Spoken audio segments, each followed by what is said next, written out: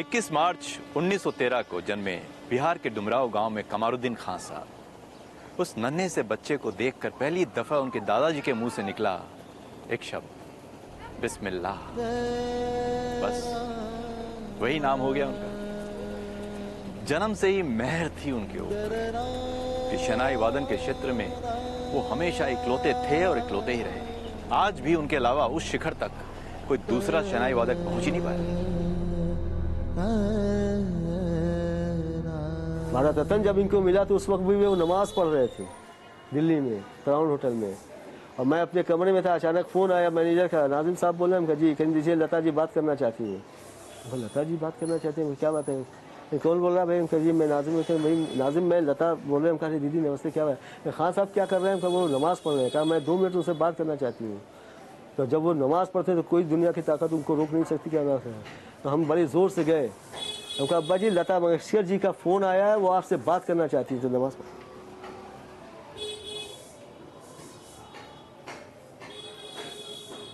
हाँ क्या कह रहे हो?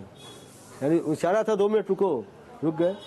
हाँ क्या नाम का? लता मंगेशकर जी का फ़ोन आया, वो आपसे बात करेंगे। फ़ौरन बात कराओ, मैं नमाज़ पढ़ रहा हूँ। फ़ौरन मैंने फ़ौरन कनेक्ट किया। हाँ भैया।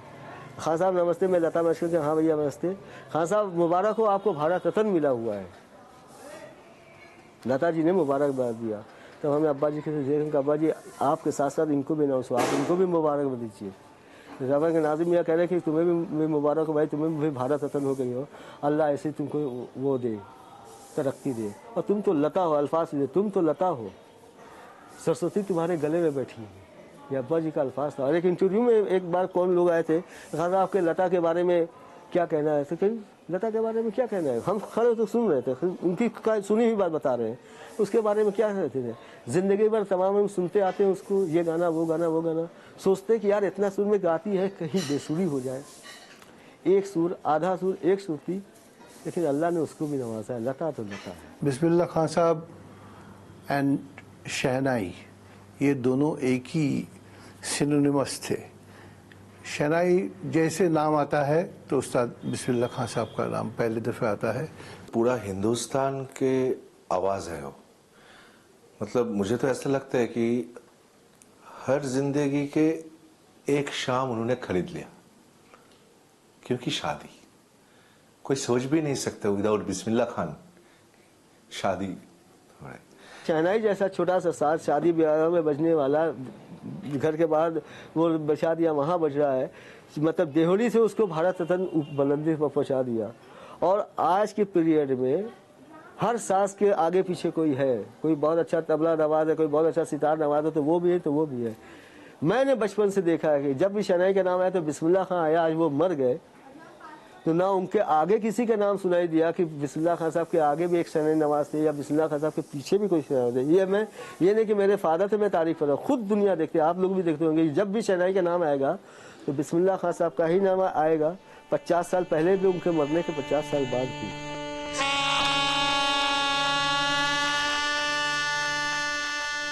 उस्ताद बिस्मिल्लाह खां शनाई वादक के रूप में सिर्फ देश के गौरव ही नहीं थे, बल्कि वे हिंदू मुस्लिम एकता के जीते जागते मिसाल थे।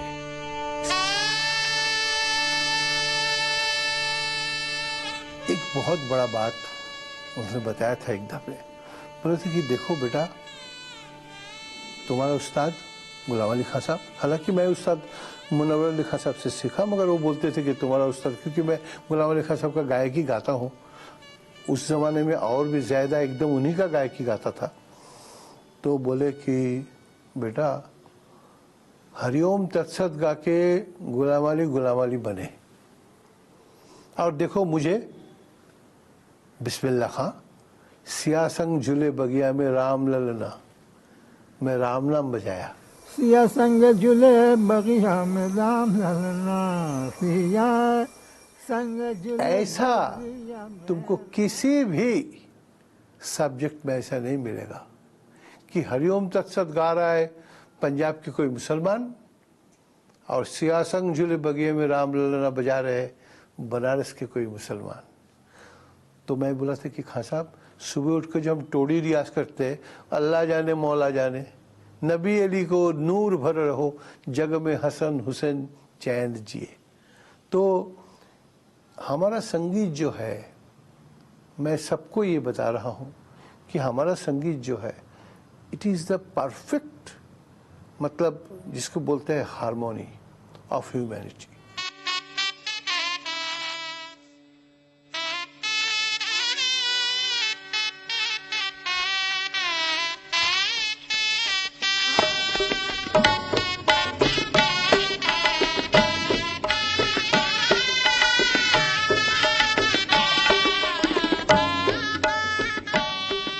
ईश्वर अल्लाह तेरो नाम, ईश्वर भी और अल्लाह दोनों के एक ही नाम है। रूप बदले हुए हैं, तरीक़े बदले हुए हैं, नाम बदले हुए हैं, और उस तरह से इंसान उनको अपने अपने तरीक़े से उनको मानता, उनकी इबादत करता है। अब्बा जी इस्लाम धर्म में थे, शिया मज़हब के थे, हुसैन पर बहुत ज़्यादा भरोसा था, हर बात में हुसैन से कुछ ज़िक्र हुसैन पढ़ते थे सब कुछ। लेकिन मौसीकी एक ऐसी चीज़ है जो इसका रियाज करने के लिए एक ऐसी पाकीज़ा जगह हो, यहाँ हो, तो वह मस्जिदों में तो हो नहीं सकता था। और जो मेरे अब्बा जी के गुरु थे, मेरे नाना उस्ताद अली बख्श, वो जाते थे मतलब वहाँ बनारस में एक जगह एक घाट है, पंचगंगा घाट, वहाँ पे वो सीढ़ियों से ऊपर चढ़ के रास्ता है, ऊपर जा करके फिर गली में मतलब सीढ़ी से ऐसे जाएंगे, फिर कुछ आगे जा करके एक छोटी सी गली पड़ेगी, फिर ऐसे बैक आएंगे तब वो कोठरी पड़ेगी। मतलब अगर सीढ़ी से जहाँ वो कोठरी है, जैसे यहाँ पे एक कोठरी है, अब इसके नीचे कोई रास्ता नहीं है, सिर्फ गंगा जी है, तो इसका रास्ता पीछे से होगा। तो वो मेरे नाना के साथ जाते थे बचपन में वहाँ रियाज करने।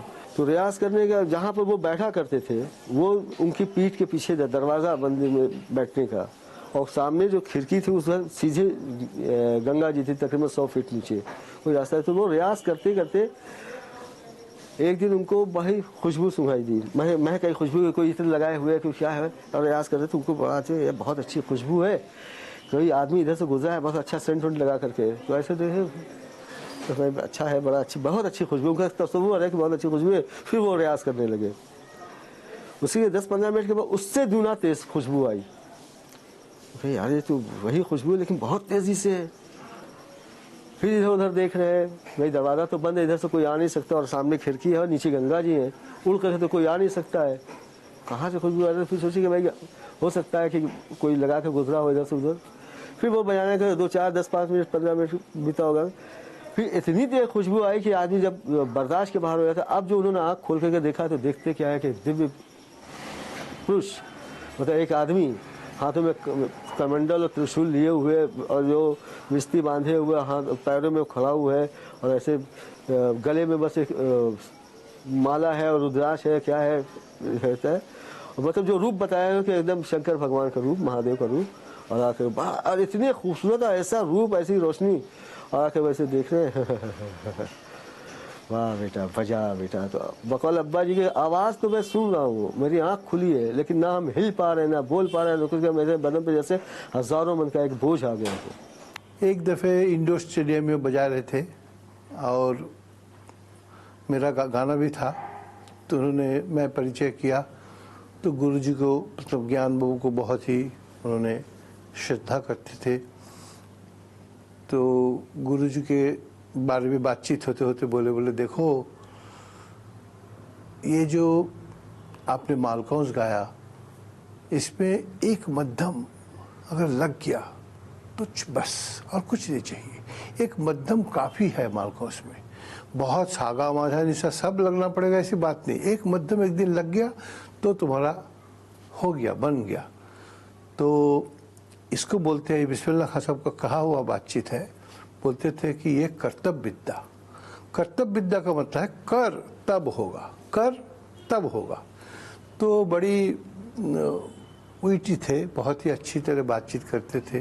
जब मैं वहाँ पर पहुंची तो वो अपने पूरे परिवार, अपने सारे बेटा बेटी को बुलाए वहाँ पर, बोले कि मैं इसको बेटी बनाया, गाना सुनो, इसका गाना सुनो, अब बोलो तुम लोग का इजाजत है कि नहीं। मैंने कजरी गाई वहाँ पर। सुन के दिल मेरा डोले, जुल्मी काहे को सुनाए ऐसी तान रे। हमने उसके उसको गाना सुना, ये सब देखा और उसकी आवाज़ जो देखा तो दिल में आ गया यार इसकी लड़की है। तो हमने उसको लड़की समझ लिया कि हमारी लड़की है। अभी हमारी बच्ची, तो जब हमारी बच्ची है तो हम कैसे देखेंगे कि कमज़ोर पड़ जाए। आगे बढ़ो चलो। जब मैं वहाँ पर पहुंची तो वो अपने पूरे परिवार, अपने सारे बेटा बेटी को बुलाए वहाँ पर। बोले कि मैं इसको बेटी बनाया, गाना सुनो इसका गाना सुनो और बोलो तुम लोग का इजाज़त है कि नहीं। मैंने कजरी गाई वहाँ पर। बोले अब्बा इजाज़त है, बहुत अच्छा गाती है।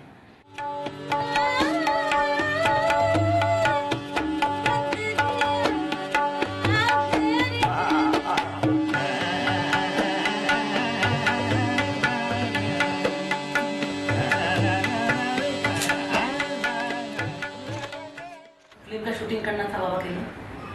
मैं और मेरे हस्बैंड शुभंकर जी पहुंचे, नौशाद जी को कह चुके थे, नौशाद जी भी आ गए थे। और जब मैं ऊपर गई, दरवाजे के बाहर उनका बेटा खड़ा था। बोले शोभा जी अंदर मत जाइए, अब्बा बहुत नाराज है। उनको लूज मोशन हो रहा था, हम लोग समझ नहीं पाए थे। जब हम पहुंचे तो हम लोग को चप्पल खोल के मार रहे थे। लोगों को वही दिखता है कि चप्पल खोल के मार रहे थे, लेकिन उसके पीछे उनको कुछ नहीं, उनको खाली समझने की जरूरत होती थी कि वो क्या चाहते थे। वो सुर चाहते थे खाली, उनको दुनिया से कोई लेना देना नहीं था।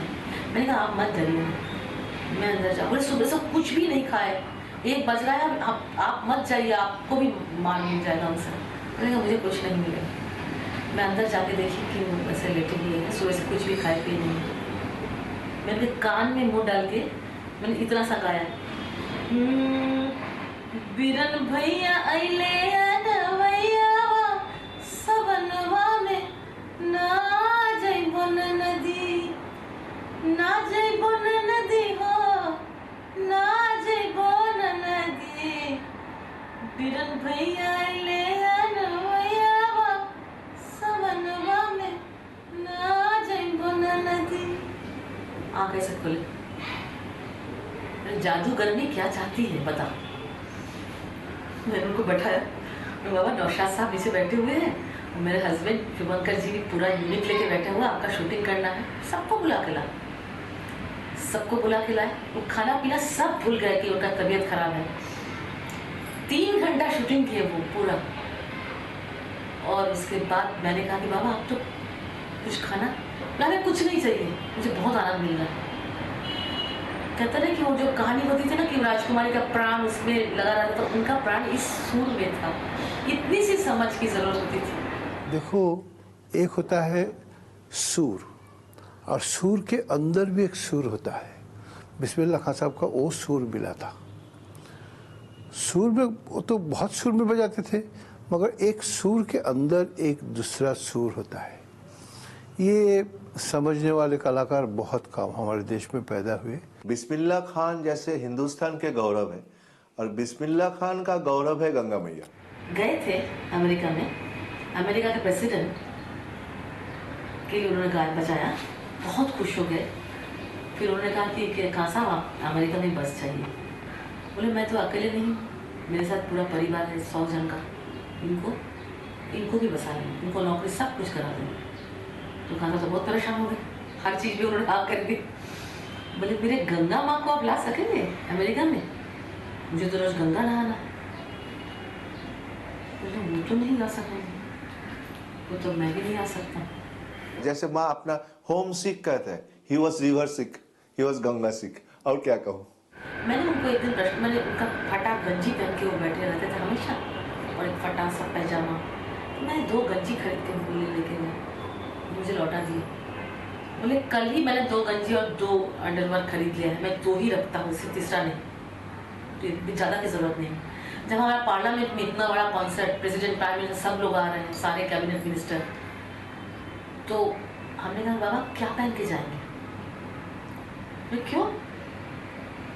वही पजामा कुर्ता जो रखा है वो ऐसे कुचल मुचल के रखा हुआ था, उसी को पहन के आए थे एयरपोर्ट पे, वही एक ही कपड़ा कुर्ता, और बाकी समय वो एक हाफ बुकर पहन के आते थे। तो बाबा ये तो एकदम कैसे? बोले देखो ये सब कोई नहीं देखेगा, आज भी मैं डरता हूँ कैसा मेरा बजेगा कि नहीं ठीक से, मेरा उसका कदर होगा, ये सब कौन देखेगा, ये सब पे ध्यान मत दो।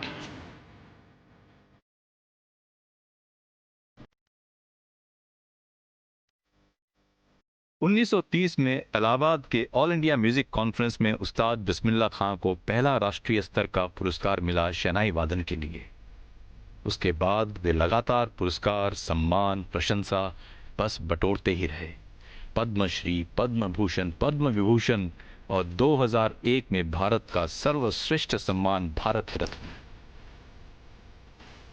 खुद ही को कर बलन इतना कि खुदा बनने से खुद पूछे कि बता तेरी रजा क्या है। कुछ नहीं मांगा भारत सरकार से, अपने आप सारे अवार्ड मिलते चले गए। सारे अवार्ड, चाहे संगीत नाटक अकादमी का हो, चाहे पद्म श्री हो, चाहे पद्म भूषण हो, चाहे पद्म विभूषण हो, चाहे भारत रत्न हो। जिन्होंने बनारस देखा है या तो नहीं देखा, सिर्फ गंगा मैया को कहीं ना कहीं देखा, तो नदिया कैसे होता है, टर्न लेके आता है, ऐसे सीधा तो नहीं होता है, जाता है फिर टर्न लेके, फिर टर्न लेके। अब बिस्मिल्लाह खान साहब को शुरुआत देखो, एकदम शुरुआत, कोई राग शुरू होता है, कोई स्ट्रेट नोट लगाते हैं, कोई थोड़ा सा हल्का सा कोई शुरू करता है ऐसा कोई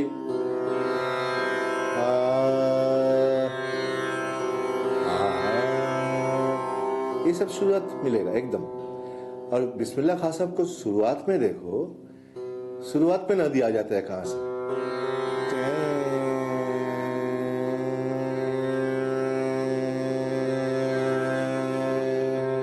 तो एक बांक होके ही आता है शुरू में।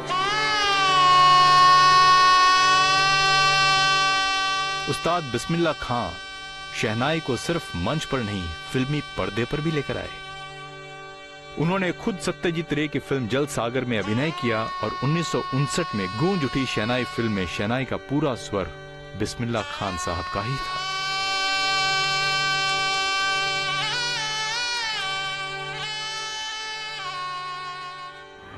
सबसे प्रिय चीज था उनका कजरी, और एक बंदिश वो हमेशा गाते थे जो उनके दादाजी ने बिहार में, जब वो मामू के पास सीखते थे विलायत जी के साथ, तो उसमें नरम जो ऐसा गंगा की जो चाल उस गायकी में था।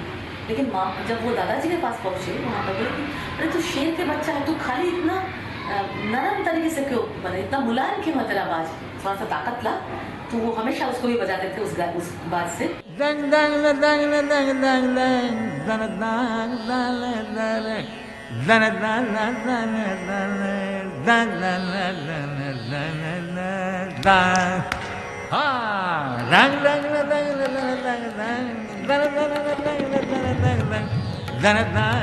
हमें बोल भूल गया है, लेकिन ये बनारस में गाया जाता था, हमें अब तक याद है। बोल क्या क्या हमें नहीं मालूम, क्योंकि हम शहनाई बजाते हैं, इसकी ज़रूरत नहीं है, लेकिन वो धुन हमको याद है। और आजकल से पूछी कि वो बनारसी कजरी जो पहले वाली थे, तो कोई गाता भी नहीं, जानते ही नहीं, लेकिन है बड़े मजे की चीज़। घन घनन घनन घन गरजे, घन घनन घनन घन गरजे, नैना मोरा बरसे, सजन घर आजा, जिया मोरा तरसे। ये उनका बहुत प्रिय था।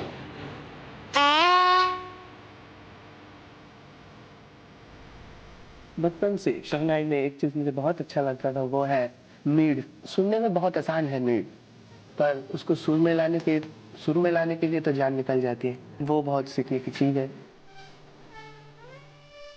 टोटल प्रेजेंटेशन में वो कैसे डूब जाते थे, और सही गलत विचार की जगह से अगर नहीं देख के टोटल प्रेजेंटेशन में उनका आत्मनिवेदन कितना होता था, यही एक सीखने को बहुत बड़ी चीज मुझे लगता है।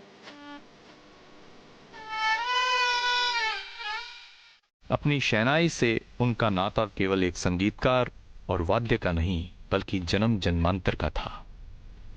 अपनी पत्नी के देहांत के बाद से वे अपनी शहनाई को बेगम कहकर पुकारते थे। यही नहीं, 21 अगस्त 2006 को उनके देहांत के बाद बनारस के फतेमा कब्रिस्तान में नीम के पेड़ तले उनके साथ उनकी शहनाई को भी दफना दिया गया, 21 तोपों की सलामी के साथ। एक सन्नाटा लगता है, मगर शहनाई नाम जैसे ही आता है तो भारत रत्न हमारे उस्ताद बिस्मिल्लाह खान साहब हमेशा हमारे पास रहेंगे। हाँ, उनका एक तो देहांत होगा। देह जब अल्लाह ने दिया, भगवान ने दिया, वो तो जाएगा, मगर बिस्मिल्लाह खां साहब नहीं जाएंगे। वो जा नहीं सकते, वो हमारे साथ।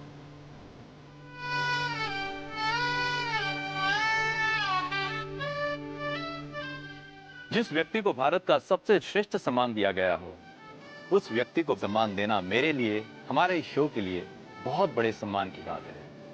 वाकई में देखा जाए तो हम सम्मानित महसूस होते हैं उस्ताद बिस्मिल्लाह खां को सम्मानित करके। भारतीय संगीत जगत में बिस्मिल्लाह खां साहब और उनकी शहनाई हमेशा पूजनीय मानी जाती रहेगी। आज का एपिसोड बस यहीं तक। विदा लेता हूँ। नमस्कार।